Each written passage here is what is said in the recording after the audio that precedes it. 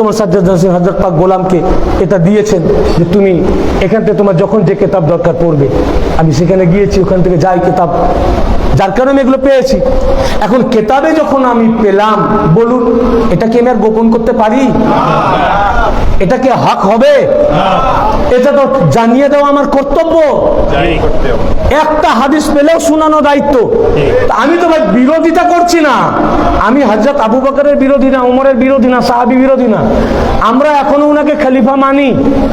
আমাদের খুতবার মধ্যে যাদেরকে আমরা এত বড় জানি, খলিফায়ে আউয়াল, প্রথম খলিফা, দ্বিতীয় খলিফা, তৃতীয় খলিফা, আমরা নিজেরাও মানছি। তারা এরকম কাজ কি করে করলেন এটা তো ভাই আমার দিমাগে ঢুকছে না। করেছেন এটা তো সত্য। এইটাই আমি মোল্লাদের মৌলানাদের কাছে আমার প্রশ্ন, আপনারা বিজ্ঞ ব্যক্তি, আপনাদের যদি দিমাগে জুটে তা আমাকে একটু ভাই বুঝিয়ে দিবেন যে তারা কেন এই কাজ করলেন, কিভাবে করলেন, এরপরেও তাদের অবস্থান কোন জায়গায় কিয়ামতে হবে। আমি তো রাসূলুল্লাহ সাল্লাল্লাহু আলাইহি ওয়াসাল্লাম, আমি আল্লাহ রাসূল থেকে নিজের কানে শুনেছি, ইয়াকুলু লি ফাতিমা, আল্লাহ রাসূল ফাতিমা তুজহারা আলাইহিস সালামের জন্য বলেছেন, ইয়া ফাতিমা ফাদাকা আবি ওয়া উম্মি, হে ফাতিমা তোমার উপরে আমার বাপ কুরবান, আমার মা কুরবান। সকল সাহাবী যেখানে রাসূল পাককে বলতেন, ইয়া রাসূলুল্লাহ আপনার উপর আমার বাপ মা কুরবান, আপনার উপর আমার বাপ মা কুরবান, সেখানে দ্বীনের নবী, সুলতানুল আম্বিয়া, সমস্ত নবীদের সরদার, আখেরি নবী রাসূল পাক, তিনি নিজে বলছেন আমার আব্বাও কুরবান, আমার মাও কুরবান ফাতেমার উপরে। হে মা ফাতেমা আপনার উপরে আমার বাপও কুরবান, মাও কুরবান। আর কি জ্বালিয়ে দিবে? বলেন যে হ্যাঁ। তাকে যখন জিজ্ঞাসা করলো যে আপনি ঘর জ্বালাবেন, এর মধ্যে ফাতেমা রয়েছেন, যার জন্য আল্লাহ রাসূল বলেছেন ওনার উপরে বাপ মা কুরবান, ফাতেমা রয়েছে, তার উত্তর বললেন তা হোক,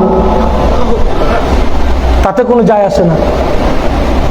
বুঝুন, তিনিই বর্ণনা করেছেন যে রাসূল পাক তার বাপ মাকে যার উপরে কুরবান করেছেন তার প্রতি এটা কি বেয়াদবি না? এটা কি গুস্তাখি না? এতে খাতুন জান্নাত পাক দুঃখ কষ্ট পান নাই? আর উনার দুঃখে আল্লাহ রাসূল খুব আনন্দ পেয়েছেন।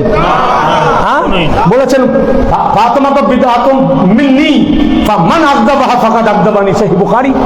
ফাতেমা আমার টুকরা, তাকে যে কষ্ট দিল আমাকে কষ্ট দিল, তাকে যে রাগান্বিত করলো আমাকে রাগান্বিত করলো। এটা কার রাজত্বকালে হয়েছে? হযরতে আবু বকর, উনার রাজত্বকালে। আচ্ছা, ইকদুল ফরিদ, আমি এর কিতাবের হাওয়ালা দিই। ফের আল মুখতাসার ফি আখবারিল বাসার, আবুল ফেদা, তিনি এই হাদিস বর্ণনা করেছেন। সব আরবি মাতান টেক্সট, মূল কিতাব। ফের এই হাদিস আস-সুন্নাহ কিতাবের মধ্যে বর্ণিত হয়েছে। ফের এই হাদিস কিতাবুস সিকা, কিতাবুস সিকা এই কিতাবের নাম। ইমাম হাইসামি এই হাদিস রিওয়ায়াত করেছেন। ইমাম ইবনে হিব্বান কিতাবুস সিকা, ভলিউম 7 490, এতগুলো পৃষ্ঠা।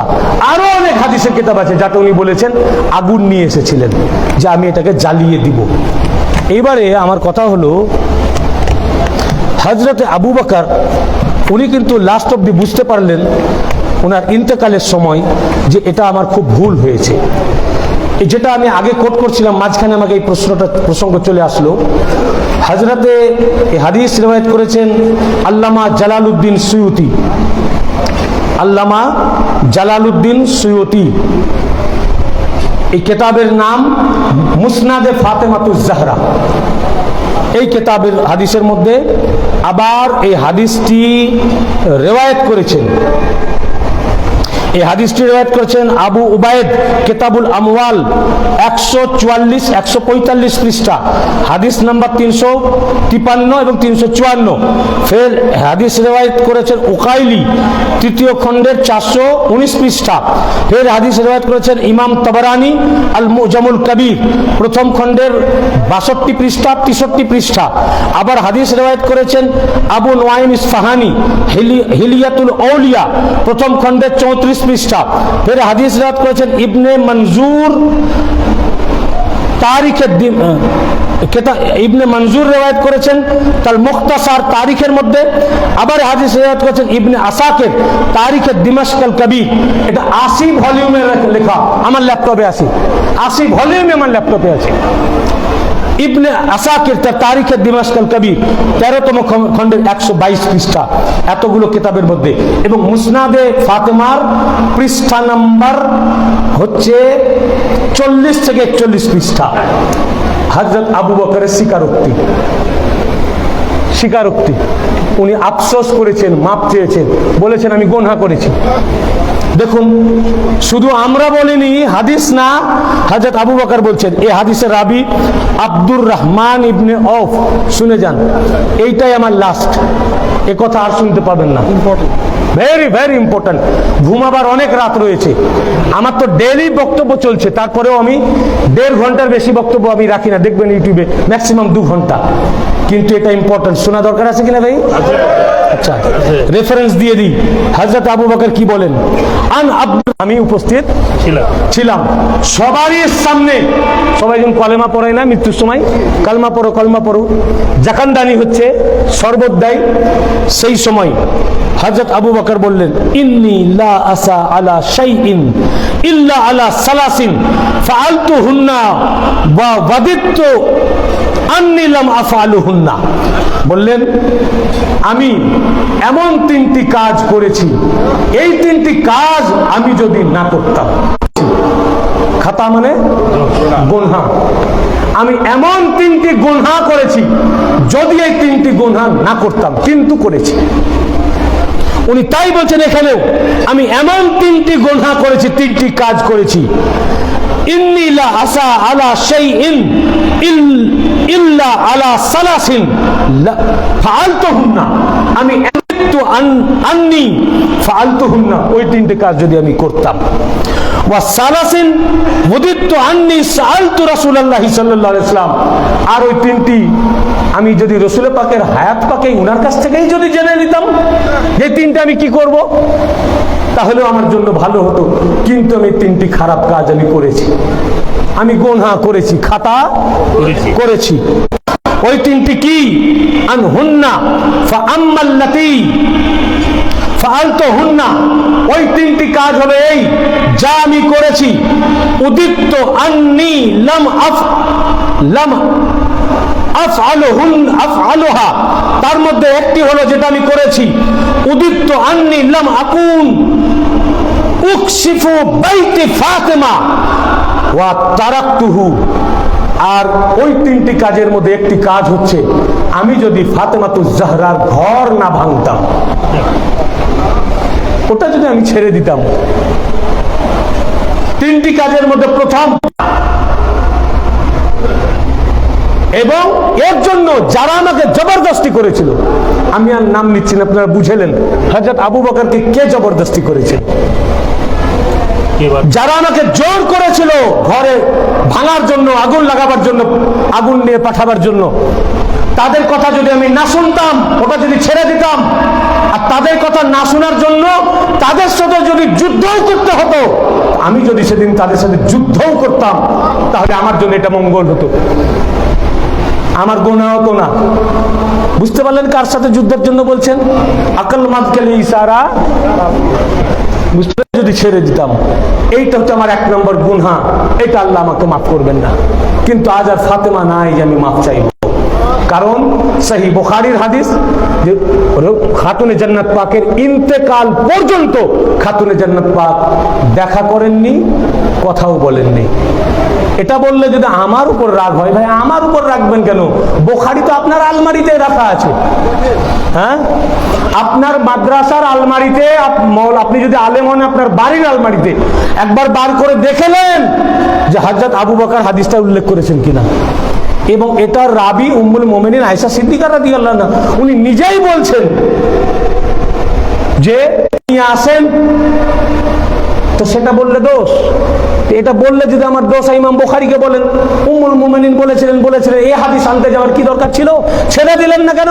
ইমাম বুখারী আপনি শিয়া হয়ে গেছেন, তো শিয়া ফতোয়া বুখারীর উপরে আগে দাও, আরে ভাই তার চেয়ে আগে শিয়া ফতোয়া উম্মুল মুমিনিনের উপরে দাও। হযরত আয়েশা সিদ্দিকা রাদিয়াল্লাহু আনহা এটাকে তো চুপ করে যেতে পারতেন, হাদিসটা ছেড়ে দিতে পারতেন যে যাক এ হাদিসে আমি আর যাব না, খামোশ খামোশ। এতে উনার দোষ উল্লেখ হচ্ছে, খামোশ আমি উল্লেখ করব না। না, উনি সত্য পৌঁছিয়েছেন। কে? কেন? উনি নবীজির স্ত্রী, উম্মাহাতুল মুমিনিন। এই জন্য উনি সত্য খুলে দিয়েছেন। তিনি যেই হন, আব্বা হন আর যে প্রথম খলিফা, দ্বিতীয় খলিফা, উনি যেই হন উম্মুল মুমিনিন, উনি সত্য কথা খুলে দিয়েছেন। যাহা মৃত্যু পর্যন্ত উনি কথা বলেন না এবং মৃত্যু পর্যন্ত নারাজ ছিলেন। কে বলছেন? উম্মুল মুমিনিন আয়েশা সিদ্দিকা রাদিয়াল্লাহু আনহা। তো আমাদের উপরে, আঞ্জুমানে কাদেরিয়ার উপরে, গওস পাকের গোলামের উপরে শিয়া ফতোয়া বাদ দিয়ে আগে উম্মুল মুমিনিনের উপরে দাও, ইমাম বুখারীর উপরে দাও, ইমাম তিরমিজির উপরে দাও, ইমাম মুসলিমের উপরে দাও, দেখি তোমাদের হিম্মত কত। ইমাম নাসাইর উপরে দাও, ইমাম আবু দাউদের উপরে দাও, ইমাম ইবনে মাজার উপরে দাও, ইমাম আবু হানিফার উপরে দাও, ইমাম মালিকের উপরে দাও, ইমাম শাফিঈর উপরে দাও, ইমাম আবু ফেদার উপরে দাও, ইবনে কাসিরের উপরে দাও, ইবনে আসিরের উপরে দাও। এই মুহাদ্দিসিনে কেরাম, মুফাসসিরিনে কেরামের জামাত, পুরা জামাতে হাদিস উল্লেখ করেছেন, পুরা জামাত। তারা তো আমাদেরকে যেমন বলছো, না না এগুলো নিয়ে বলার কি দরকার, ফিতনা হবে। আরে ফিতনা হবে, হেদায়েত হবে। যেগুলো নিয়ে ফিতনা হয় এগুলো না বলাই ভালো। তো বলেছেন তো ওনারা, আমি না বললে তো আরেকজন বই পড়বে। মাদ্রাসায় তো হাজার হাজার লোক ছাত্র পড়তেছে, মাদ্রাসায় তা হাজার হাজার লাখ লাখ ছাত্র তো পড়তেছে। তা আমি না বললে তো গোপন থাকছে না? গোপন কি থাকছে? বরং আমি গোপন রেখে কিয়ামতের দিনে জবাব দিয়ে করতে, তুমি বুখারীতে পড়েছিলে হাদিস, বলো নাই, মুল্লাদের ভয়ে বলো নাই, আমাকে তো জবাবদিহি করতে হবে। ও ইমাম পাকদের ব্যাপারে যেটা আসবে ওইটা আপনাদেরকে ফিতনা ছড়াবে না। ইমাম পাকদের, আহলে বাইত পাকদের, খাতুনে জান্নাত পাকের ফেভারে যেটা আসবে ওটাই ফিতনা ছড়াবে, তাই না? তারপর কি বলেন শুনুন, এটা 1 নাম্বার। 2 নাম্বার, ওয়া উদিতু আন্নী ইয়াউমা সাকিফা, ওয়া উদিতু আন্নী ইয়াউমা সাকিফা বানি সায়েদা কুনতু কাযাফতুল আমরা ফি উনুক আহাদির রাজুলাইন আবি উবাইদা ইবনে জুররাহ আও উমার ইবনুল খাত্তাব ফাকানা আমিরান ওয়া কুনতু ওয়াজিরান। বলছেন বানু সাকিফাতে যে দুইজন হযরত উমর আর আবু উবাইদা দুজনে যে আমাকে খলিফা বানালেন বানু সাকিফা, ওই সাকিফার দিনে আমি যদি খেলাফতে না আসতাম, যারা আমাকে জোর করে খলিফা বানালো, আমি যদি ওই দুজনের ঘাড়েই চাপিয়ে দিতাম, দুজনের মধ্যে যে কোনো একজনকে, হয় হযরতে ওমর অথবা আবু উবাইদা, তারা বুঝে নিত, আমার ঘাড়ে তো দায় থাকতো না, আমি তাদের উজির হয়ে কাজ করতাম, তাদের আন্ডারে চাকরি করতাম। তো আমি যদি সেই দিন বানু সাকিফায় খলিফা না হতাম, এবং এই হাদিসের সনাদ হাসান, এই সনাদ দেখুন, ইমাম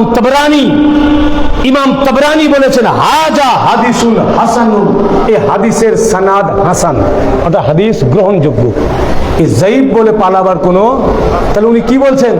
আমি যদি খলিফা না হতাম, তখন ইন্তেকালের সময় উনি নিজের খেলাফতটা ঠিক নয় এইটাই স্বীকার করছেন। আমি যদি না হতাম, যারা আমাকে বসালো ওই দুজনের মধ্যে যে কোনো একজনের ঘাড়ে চাপাতাম, যে কোনো একজনের, তারা আমির হতো আর আমি তাদের আন্ডারে উজির থাকতাম। আমাকে তো কিয়ামতে জবাব দিতে হতো না, ওরা দুজনে বুঝতো, দুজনের একজন বুঝতো, আমি বেঁচে যেতাম।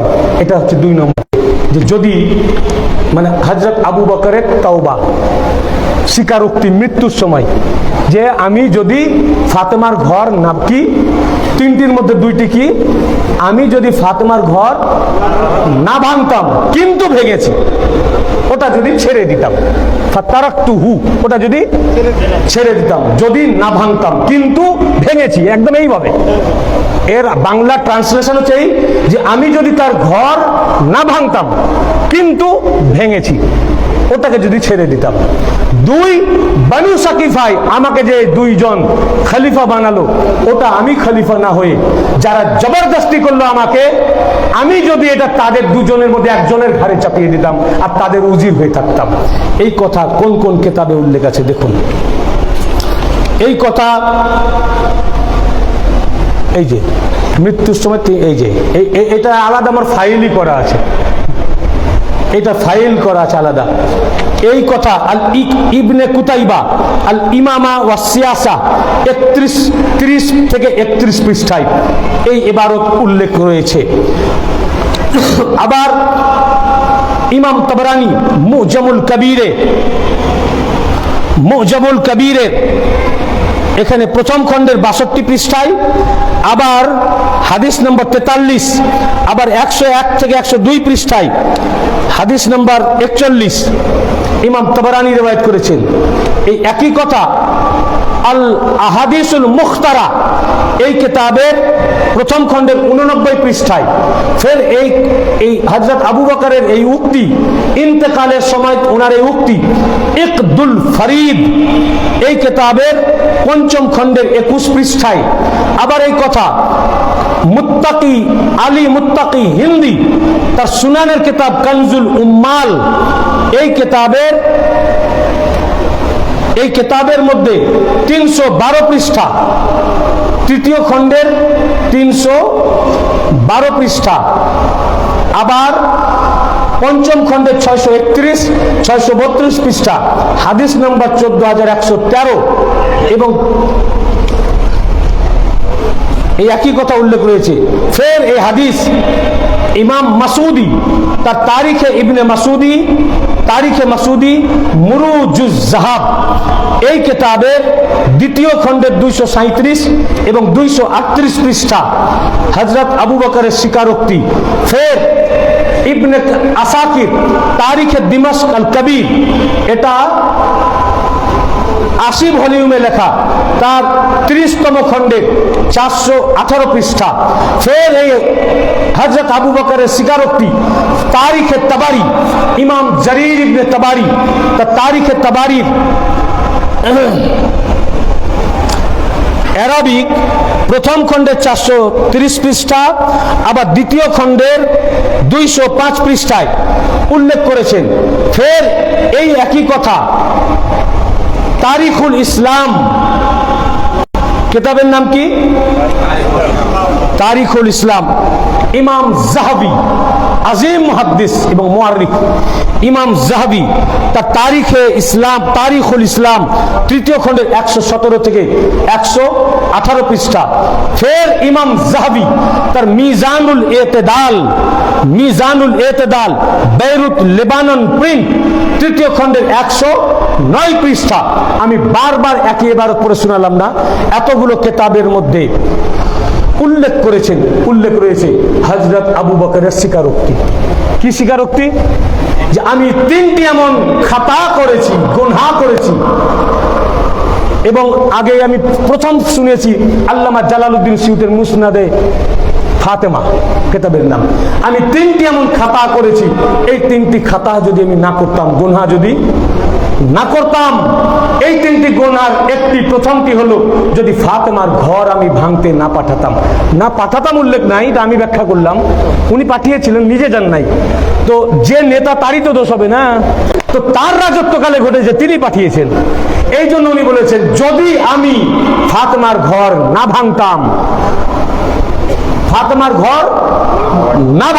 কিন্তু আমি ওটা খুব করেছি, আমি ওটা যদি ছেড়ে দিতাম এবং ওটা ছাড়ার জন্য যারা আমাকে চাপ দিয়েছিল তাদের সাথে যদি যুদ্ধও করতে হতো তাও করতাম, তাহলে আমি গুনাহ থেকে বেঁচে যেতাম, আমাকে কিয়ামতে জবাব দিতে হতো না। 2 নম্বর, এতগুলো কিতাব যেগুলো আমি পড়ে শোনালাম, 2 নম্বর কি? যে বানু সাকিফায় যেটা জোর করে আমার কাঁধে চাপিয়ে দেওয়া হলো, উনি ইন্তেকালের সময় স্বীকার করছেন। ইমাম তাবরানী বলছেন হাদিসের সনাদ কি? হাসান। হাদিসের সনাদ হাসান, উত্তম সনাদে এই হাদিস এসেছে। উত্তম সনদে এই হাদিস এসেছে যে আমাকে জোর করে চাপিয়ে দেওয়া হয়েছে, এটা যদি আমি না নিতাম, বরং যারা চাপালো হযরত উমর অথবা আবু উবাইদা দুজনের মধ্যে একজনের উপরে যদি দিয়ে দিতাম, তারা আমির হতো, আমি তাদের উজির হয়ে কাজ করতাম, তাহলে আমি বেঁচে যেতাম। তাহলে তিনি ইন্তেকালের সময়ে এই দুই কাজের জন্য আফসোস, কিন্তু মোল্লারা আফসোস করতে চায় না।